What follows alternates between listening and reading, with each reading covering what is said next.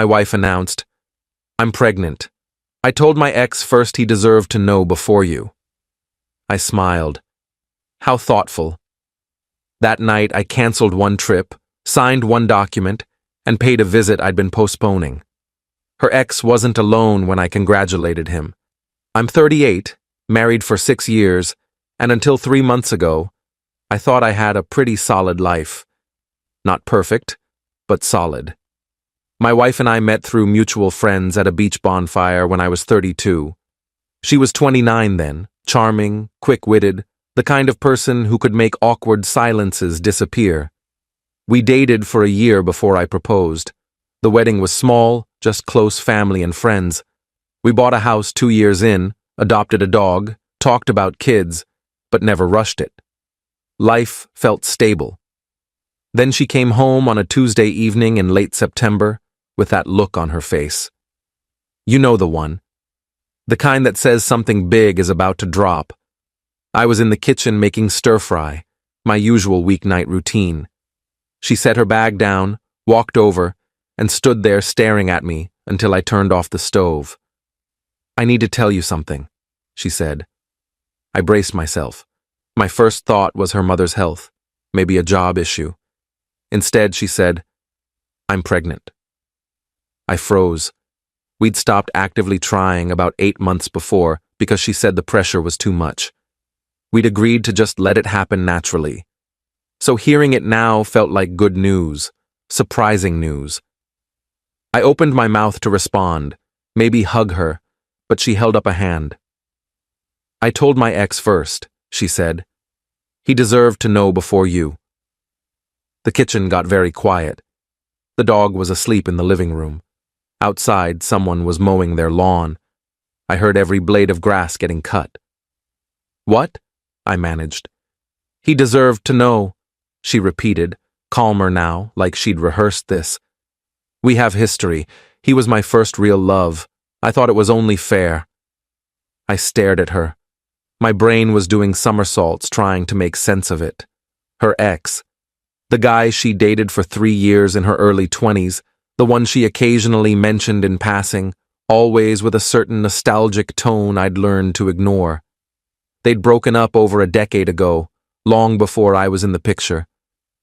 "Why would he need to know?" I asked slowly. She looked at me like I was being dense. "Because he's been a part of my life. Because I wanted to share the news with someone who understood me before all this." "Before all this," I repeated. "You mean before me?" "Don't twist my words." "I'm not twisting anything. You told your ex-boyfriend you're pregnant before telling your husband. How exactly should I take that?" She sighed, that exasperated sigh she used when she thought I was overreacting. "You're making this into something it's not. I just thought he'd appreciate knowing. We're still friends." "Friends," I said. "When's the last time you two even talked?" She hesitated. "We've been in touch." "How much? Does it matter?" "Yeah, it matters a lot right now." She crossed her arms. "A few times a month, texting mostly. He reached out a while back, we reconnected. It's not a big deal." A few times a month. For how long I didn't know. I felt my hands shaking, so I gripped the counter.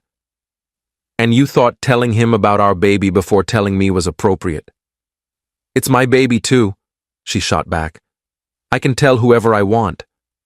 I smiled then. Not because anything was funny, but because my brain needed to do something other than scream.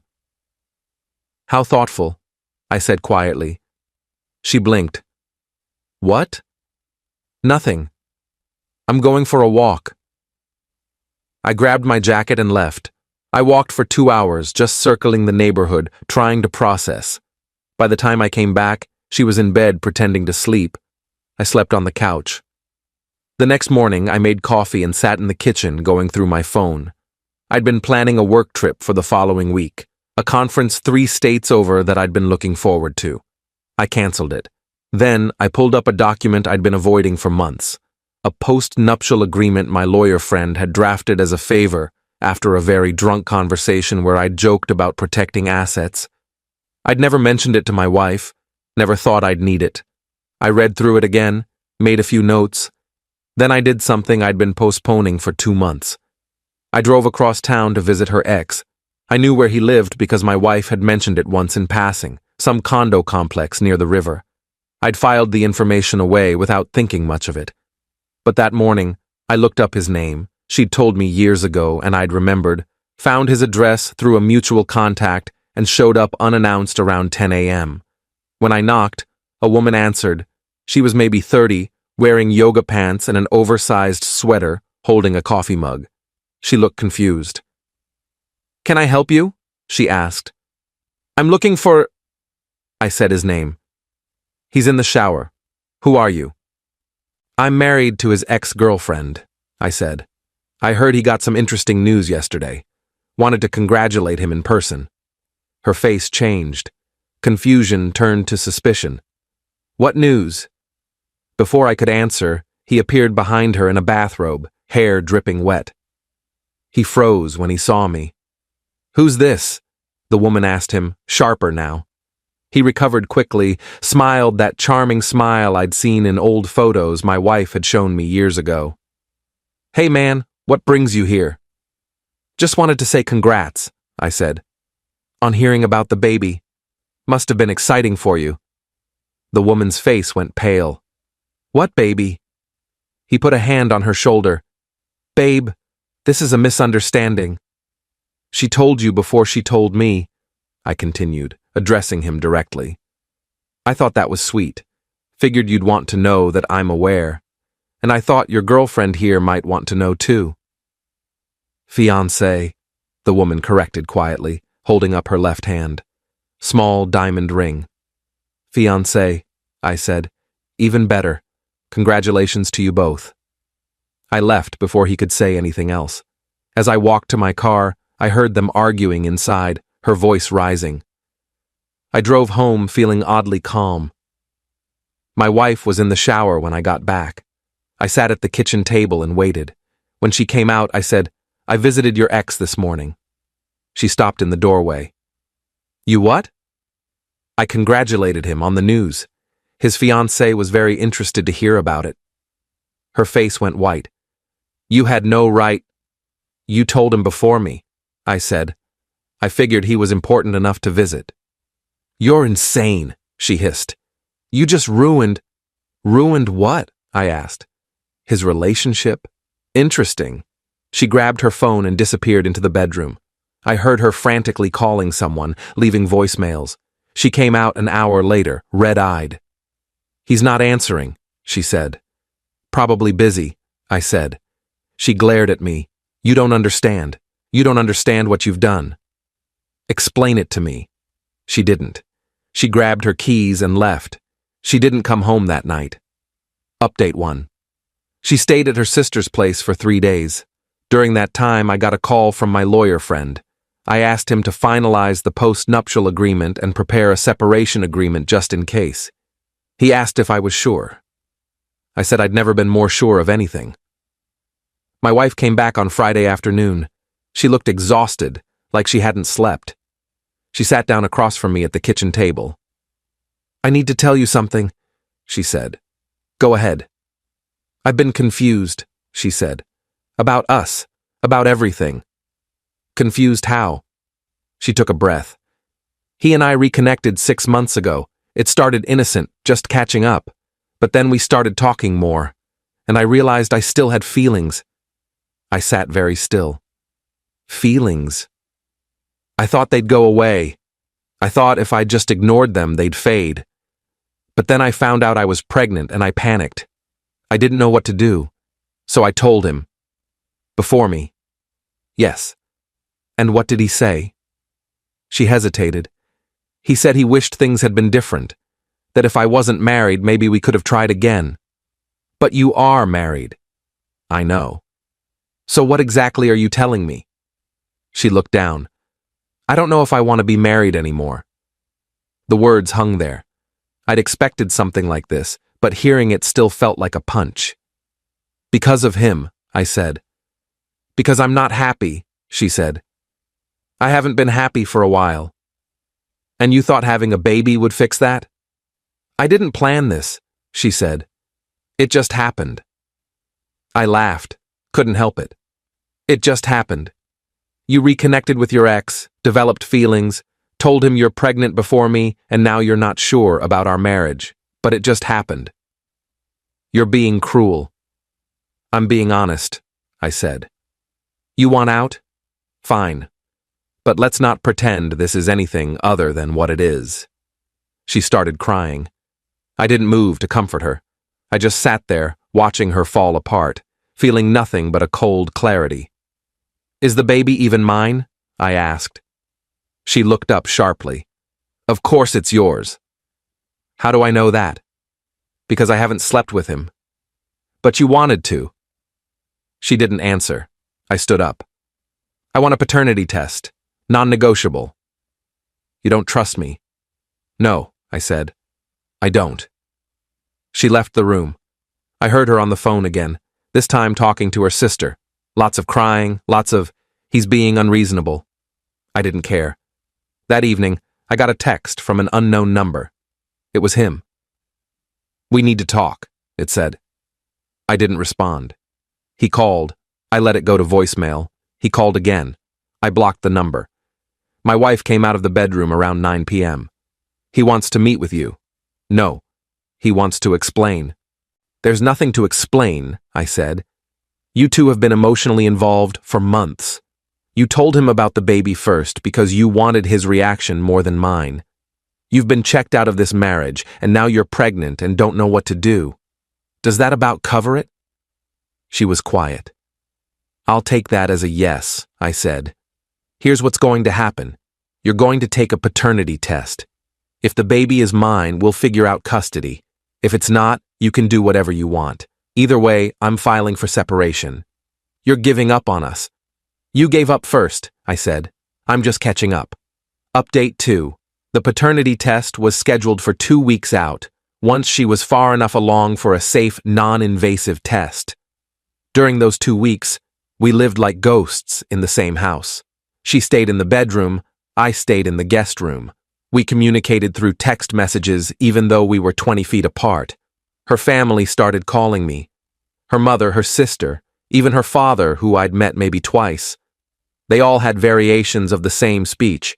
Marriages go through rough patches. I was being too hasty. Think of the baby. I listened politely and said nothing that gave them ammunition. My own family was a different story. I told my brother everything. He flew in from 2 states over and stayed for a weekend. We didn't talk much about it, just hung out like old times, watched football, drank beer. On his last night, he said, "Whatever you decide, I got your back." That meant more than any advice. I also started seeing a therapist. Not because I thought I was wrong, but because I needed to make sure I was thinking clearly. The therapist asked good questions, didn't judge, helped me separate my anger from my decisions. By the 3rd session, I felt more grounded. Meanwhile, my wife's behavior got increasingly erratic. She'd go out for hours without saying where, come back smelling like cigarettes, even though she didn't smoke, spend entire evenings on her phone. One night, I heard her crying in the bedroom, talking to someone, saying things like, "I didn't mean for it to happen this way," and "I don't know what I want anymore." I stopped listening after that. Her crisis wasn't mine to manage. The day of the paternity test, she barely looked at me. We drove to the clinic in silence, sat in separate corners of the waiting room, went through the procedure like strangers. The results would take a week. That week was the longest of my life. I threw myself into work, stayed late at the office, avoided going home until I knew she'd be asleep. I started looking at apartments online, calculating what a divorce would cost, preparing for every possible outcome. On day 6, I got a call from her ex's fiancé. I almost didn't answer, but curiosity won. "I wanted to thank you," she said. "For what?" "For telling me the truth. I ended things with him, found out he'd been in contact with your wife for months. He lied about it, said they were just old friends. When I confronted him after you left, he admitted they'd been talking about what-if scenarios. What if they'd never broken up? What if she wasn't married, all that? I'm sorry, I said. Don't be. I'm glad I found out before the wedding. He's been trying to get me back, but I'm done. Just wanted you to know you did me a favor.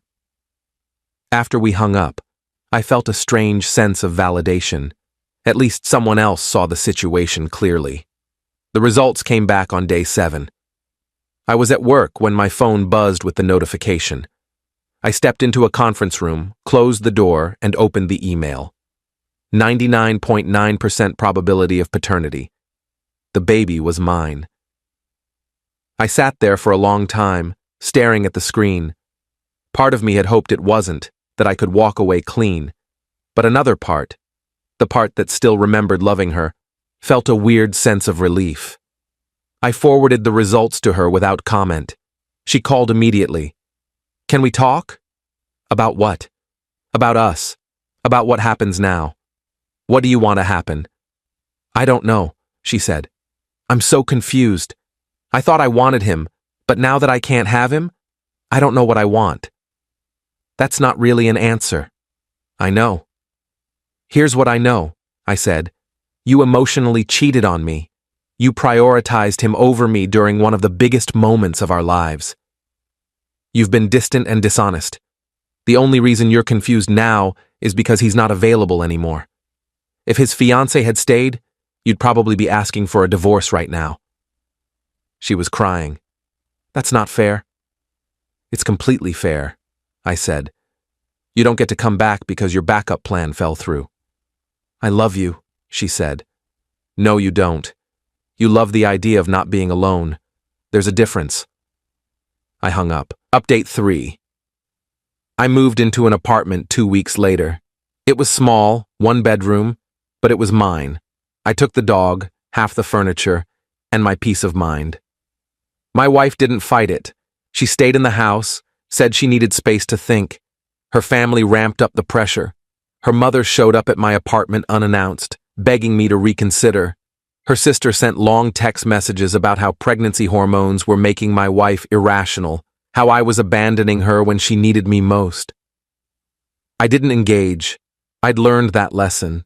My lawyer finalized the separation agreement. We'd split assets 50-50. I'd pay child support once the baby was born. We'd figure out custody arrangements then. It was clean, straightforward, and completely devoid of emotion. I thought that was the end of it. Then, about a month after I moved out, I got a call from an unknown number at 2 a.m. I answered because I thought maybe it was an emergency. It was him. We need to talk, he said. No, we don't. She's been calling me non-stop, he said, showing up at my place, leaving messages, telling me she made a mistake. I need you to make her stop. I almost laughed. That's not my problem. She's your wife. Separated, I corrected. And she's obsessed with you, not me. Deal with it yourself. I'm getting a restraining order if she doesn't stop. Good luck with that. I hung up and blocked the number. The next morning, my wife called. Did he contact you? Yes. What did he say? That you're harassing him. Silence. Are you? I asked. I just wanted to talk to him, she said quietly. To explain. Explain what? That you blew up 2 relationships chasing a fantasy? It wasn't a fantasy, she said. I really thought we could what? Run off into the sunset? You're 7 months pregnant with my kid. He's not interested. His ex-fiancée wants nothing to do with him. You destroyed everything for nothing. She started crying again. I felt nothing. I made a mistake, she said. Multiple mistakes, I corrected. Can we try again?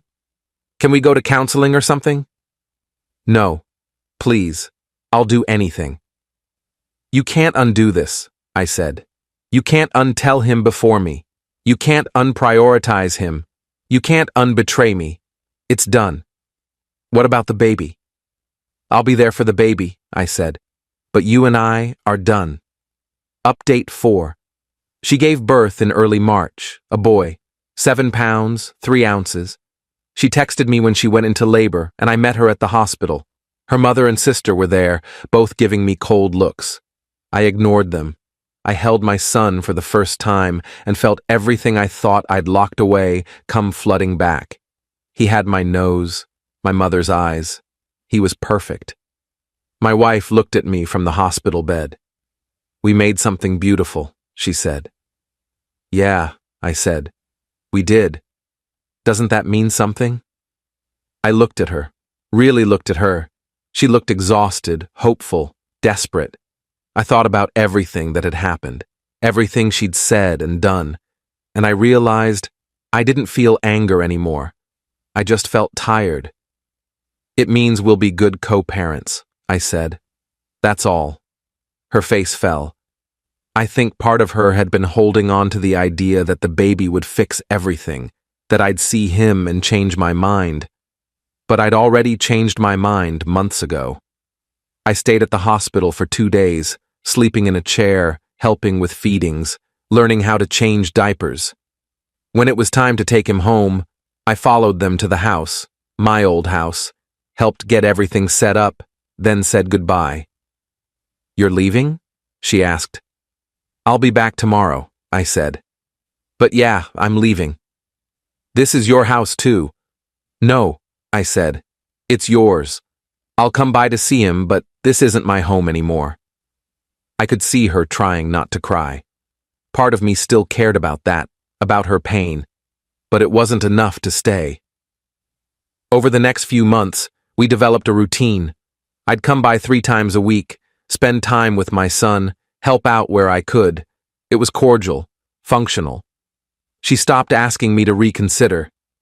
I think she finally understood it was over. Her ex, from what I heard through mutual acquaintances, moved to another city. Apparently the drama was too much and he wanted a fresh start. I didn't care enough to verify. Her ex-fiancée, the woman I'd inadvertently helped, sent me a message a few months after the baby was born. She'd started seeing someone new, was happy, thanked me again for the wake-up call. I wished her well. Final update. It's been almost a year now since everything happened. My son is 8 months old, babbling, crawling, absolutely perfect. I see him 4 times a week, have him at my apartment on weekends. My ex-wife and I have learned to communicate efficiently, without drama. We're not friends, but we're not enemies either. I finalized the divorce 2 months ago. It was quick, uncontested. She signed everything without issue. I think she finally accepted responsibility for what she'd done. I haven't dated anyone since. Not because I'm still hung up on her, but because I'm focused on being a good father and rebuilding my life. My apartment is bigger now, 2 bedrooms, decorated with photos of my son. I've reconnected with old friends, picked up hobbies I'd abandoned, started running again. People ask if I regret how I handled things, if I was too harsh, too unforgiving. Honestly, no. She made her choices. I made mine. Could I have fought harder for the marriage? Maybe. But fighting for something that's already dead seems pointless. I've learned a lot about trust, about boundaries, about knowing when to walk away. I've learned that love isn't enough if it's not paired with respect. I've learned that you can't build a future with someone who's stuck in the past. My son will grow up with 2 parents who care about him but aren't together, and I've made peace with that. I'll answer his questions honestly when he's old enough to ask. I'll never trash talk his mother to him, but I'll also never pretend everything was fine.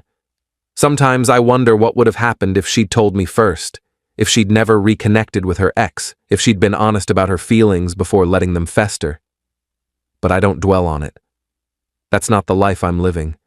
The life I'm living now is quiet, stable, mine. I come home to a clean apartment and a happy dog. I spend weekends with my son, watching him discover the world. I go to work, hang out with friends, sleep through the night without wondering where my partner is or who she's texting. It's not the life I planned, but it's better than the one I was settling for. Her ex's fiancé was right. I did us both a favor that morning when I showed up at his door. I exposed the truth, forced everyone to stop pretending. Sometimes you need everything to fall apart before you can build something real. I don't know what my ex-wife thinks about when she's alone with our son. If she regrets her choices, if she wishes she'd done things differently. We don't talk about that stuff. We talk about feeding schedules and doctor appointments and which books to read before bedtime, and that's enough. It has to be. I'm 38, divorced, co-parenting, living alone except for weekends. A year ago, I would have called that failure. Now I call it survival. And maybe, eventually, I'll call it something better than that. But for now, survival is plenty.